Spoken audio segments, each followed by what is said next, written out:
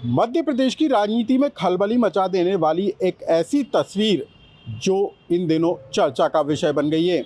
एक ऐसी तस्वीर जो मध्य प्रदेश के ग्वालियर चंबल इलाके में बीजेपी के नई राजनीतिक पटकथा लिखे जाने के संकेत देती हुई नजर आ रही है। एक ऐसी तस्वीर जो बता रही है कि ग्वालियर चंबल इलाका जो केंद्रीय मंत्री ज्योतिरादित्य सिंधिया और मध्य प्रदेश विधानसभा के स्पीकर और पूर्व केंद्रीय मंत्री नरेंद्र सिंह तोमर के दबदबे वाला इलाका कहा जाता है, वहां पर बीजेपी अब एक नया पावर सेंटर खड़ा करने की तैयारी में है। आखिर ये नया पावर सेंटर होगा कौन और क्या इस सेंटर के बन जाने के बाद क्या ज्योतिरादित्य सिंधिया और नरेंद्र सिंह तोमर की राजनीति पर ग्रहण लग जाएगा या फिर ग्वालियर और चंबल में चल रही राजनीतिक उठापटक और खींचतान थम जाएगी? क्या ज्योतिरादित्य सिंधिया और नरेंद्र सिंह तोमर के बीच संतुलन बनाने या फिर एक नया केंद्र बिंदु बनाने की कोशिश में बीजेपी जुटी हुई है? आखिर वो कौन सी तस्वीर है जिसके बाद पूरे राजनीति माहौल में खलबली सी मच गई है? इस खबर को आप विस्तार से जानिए। नमस्कार, मैं हूं अनुराग श्रीवास्तव और आप देख रहे हैं लोकमत हिंदी।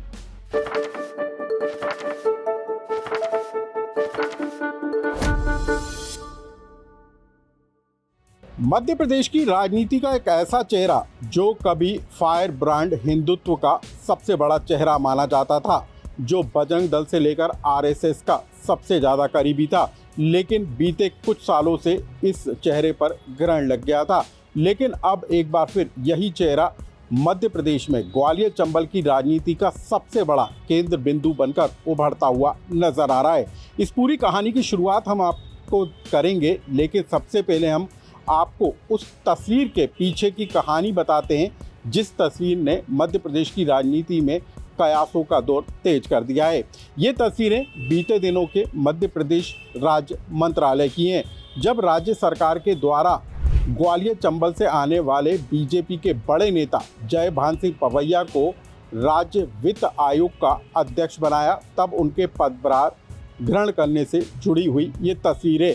इस तस्वीर में आपको जयभान सिंह पवैया के अलावा मध्य प्रदेश सरकार के दिग्गज मंत्री प्रहलाद सिंह पटेल, 2 डिप्टी सीएम जगदीश देवड़ा और राजेंद्र शुक्ल के अलावा उदय प्रताप सिंह, नारायण कुशवाहा और विश्वास सारंग जैसे चेहरे नजर आ रहे होंगे।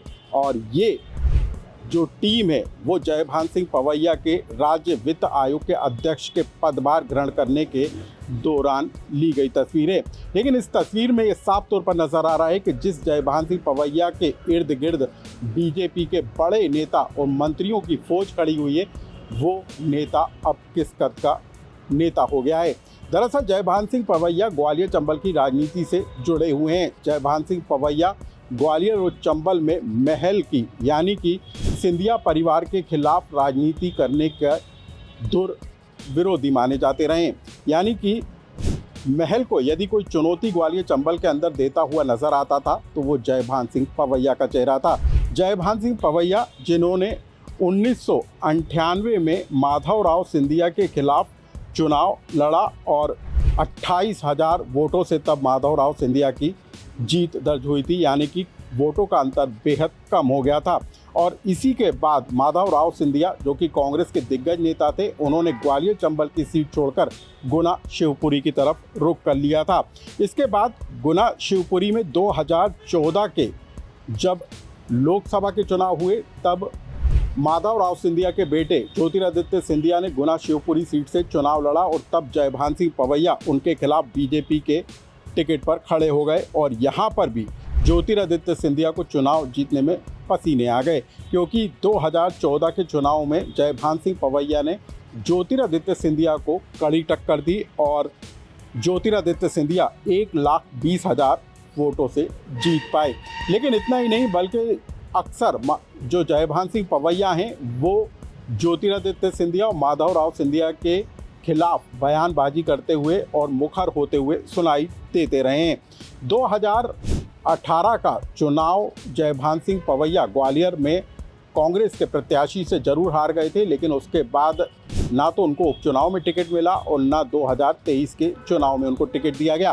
तब ये माना जा रहा था कि जयभान सिंह पवैया की राजनीति पर अब ग्रहण लग गया, क्योंकि 2021 में ज्योतिरादित्य सिंधिया ने दल बदलकर बीजेपी का दामन थाम लिया था और सिंधिया के खिलाफ, राजमहल के खिलाफ मुखर रहने वाले जयभान सिंह पवैया के सुर भी थमते हुए नजर आए थे। ज्योतिरादित्य सिंधिया बीजेपी में आए तो जयभान सिंह पवैया की राजनीति कमजोर पड़ती हुई नजर आई और जयभान सिंह पवैया हाशिए पर जाते हुए दिखाई भी दिए। लेकिन ज्योतिरादित्य सिंधिया के बीजेपी में आ जाने के बाद ग्वालियर चंबल में राजनीति के कई गुट खड़े होते हुए नजर आए। एक गुट पहले से बीजेपी का नरेंद्र सिंह तोमर का था, जो केंद्रीय मंत्री रहे और अब मध्य प्रदेश विधानसभा में स्पीकर के पद पर हैं, और दूसरा गुट ज्योतिरादित्य सिंधिया का हो गया, जो सांसद भले गुना शिवपुरी संसदीय सीट से थे, लेकिन उनका जो फोकस था वो ग्वालियर चंबल पर था, यानी कि ग्वालियर संसदीय सीट पर भी उनका फोकस था। और बीते दिनों ज्योतिरादित्य सिंधिया ने ग्वालियर के डेवलपमेंट को लेकर ताबड़तोड़ बैठकें भी की। सड़कों को लेकर उन्होंने रोडमैप बनाने की बात कही, ग्वालियर के विकास को लेकर वो फोकस करते हुए नजर आए। तो यानी कि ग्वालियर चंबल में ज्योतिरादित्य सिंधिया अपना दबदबा बढ़ाने की कोशिश करते हुए नजर आए, तो वहीं बीजेपी नेता नरेंद्र सिंह तोमर सिंधिया के खिलाफ इशारों में तो कभी खुलकर बयानबाजी करके जो है सिंधिया को चुनौती देते हुए दिखाई दिए। सिर्फ इतना ही नहीं, नरेंद्र सिंह तोमर के करीबी और समर्थक ग्वालियर संसदीय सीट से सांसद जो है भारत सिंह कुशवाहा, वो भी सिंधिया को कई बार निशाने पर लेते हुए दिखाई दिए। कभी ट्रेन चलाए जाने का श्रेय लेने का मामला हो तो ग्वालियर के डेवलपमेंट से जुड़े प्रोजेक्ट की मंजूरी मिलने को लेकर कभी ज्योतिरादित्य सिंधिया तो कभी भारत सिंह कुशवाहा आमने सामने खड़े होते हुए नजर आए। ग्वालियर चंबल की ये राजनीति जो है पूरे प्रदेश के अंदर चर्चा का विषय बनती हुई नजर आई और इसी बीच मध्य प्रदेश सरकार ने एक बड़ा फैसला करते हुए सिंधिया और नरेंद्र सिंह तोमर की राजनीति के बीच में एक नए चेहरे को लॉन्च कर दिया और वो चेहरा जयभान सिंह पवैया का था, जो बीजेपी का पुराना चेहरा था, लेकिन वो मध्य प्रदेश की राजनीति में हाशिए पर जाता हुआ नजर आ रहा था। और ये जो तस्वीर है पदभार ग्रहण की जयभान सिंह पवैया की, वो इस बात की तरफ इशारा करती हुई नजर आ रही है कि अब ग्वालियर चंबल की राजनीति में जयभान सिंह पवैया जो हैं बीजेपी का एक बड़ा चेहरा उभर कर सामने आएंगे।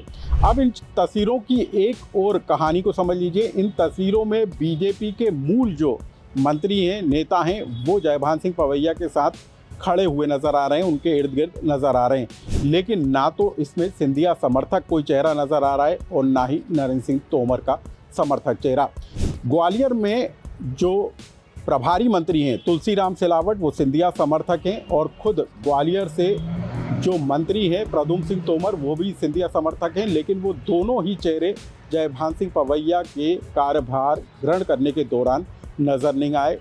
सांसद जो हैं भारत सिंह कुशवाहा, वो भी इस दौरान नजर नहीं आए। तो इसके संकेत साफ मिलते हुए नजर आए कि मध्य प्रदेश की राजनीति में, खासतौर पर ग्वालियर और चंबल की राजनीति में, मुख्यमंत्री मोहन यादव अब सिंधिया और नरेंद्र सिंह तोमर का कोई विकल्प खड़ा करने की कोशिश में, इस बात के संकेत मिलते हुए यहाँ पर नजर आए। उनके जैसा तेज तर्रार नेता भारतीय जनता पार्टी को मजबूती ही प्रदान करेगा। हमें लगता है कि जिस तरह की गुटबाजी वहाँ पर थी, उस गुटबाजी को संतुलित करने के लिए जयभान सिंह पवैया को इस तरह का प्रभाव दिया गया। अब इस तस्वीर को भी गौर कर लीजिए। जयभान सिंह पवैया जो ज्योतिरादित्य सिंधिया और महल के धुर विरोधी माने जाते थे, वो ज्योतिरादित्य सिंधिया के दल बदल कर बीजेपी में आने के बाद जो है अपने तेवर नरम करते हुए नजर आए। 2021 की ये तस्वीर है जब ज्योतिरादित्य सिंधिया जयभान सिंह पवैया के घर पहुंचे थे और लंबी चर्चा की थी। मेल मिलाप की ये तस्वीर सामने आने के बाद ये लगने लगा था कि अब ग्वालियर चंबल में सब कुछ ठीक ठाक होता हुआ नज़र आ रहा है, लेकिन असल में बीजेपी के अंदर ग्वालियर चंबल में जो खींचतान मची हुई है, उसके विकल्प के रूप में अब जयभान सिंह पवैया की लॉन्चिंग या हम कहें रीलॉन्चिंग जो की गई है, वो चर्चा का विषय जरूर बन गई है। अब हम आपको जयभान सिंह पवैया के राजनीतिक करियर के बारे में थोड़ी सी जानकारी दे देते हैं। जयभान सिंह पवैया जो है जनसंघ में के साथ उन्होंने राजनीति की शुरुआत की थी और राम मंदिर आंदोलन से भी जयभान सिंह पवैया जुड़े रहे हैं।